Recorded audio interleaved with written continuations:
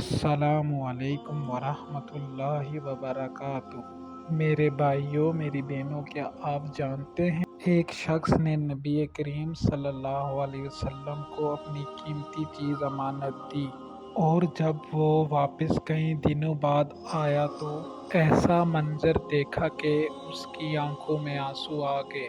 दोस्तों, आपसे गुजारिश है वीडियो को एंड तक ज़रूर देखना और अपने दोस्तों के साथ ज़रूर शेयर करना।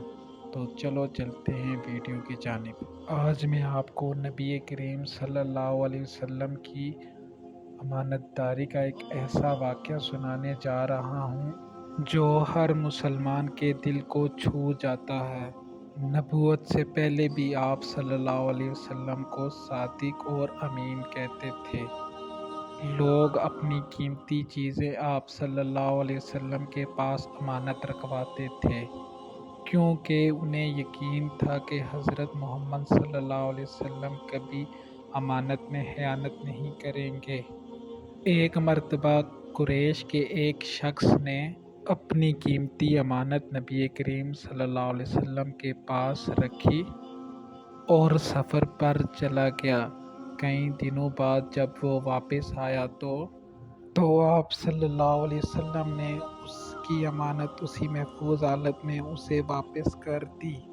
तो वो शख्स हैरान रह गया। उसने कहा, मैंने आज तक आप जैसा ईमानदार आदमी नहीं देखा।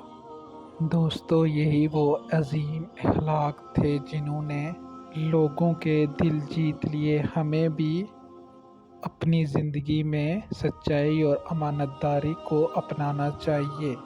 अगर आप चाहते हैं कि हमारे माशरे में दोबारा एतमाद, मोहब्बत और इखलास पैदा हो, तो फिर आज ही अहद करें कि हम हमेशा सच बोलेंगे और अमानत में कभी खयानत नहीं करेंगे। अल्लाह ताला हमें भी नबी करीम सल्लल्लाहु अलैहि वसल्लम के इखलाक अपनाने की तौफीक अता फरमाए।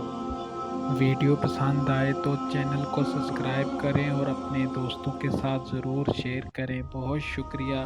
मिलते हैं फिर एक नई वीडियो के साथ। अल्लाह हाफिज़।